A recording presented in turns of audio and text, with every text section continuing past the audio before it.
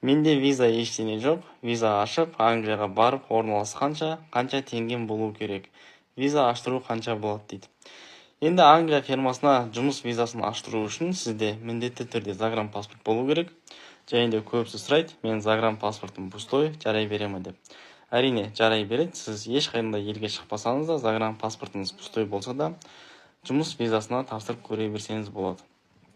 Ол үшін официальный сайттарға анкета жіберу керек. Ол сайттар менің осы қазақ теме TikTok парақшамда бар. Қалай толтыру керек, қалай жазылады, соның бәрін көрсеткем.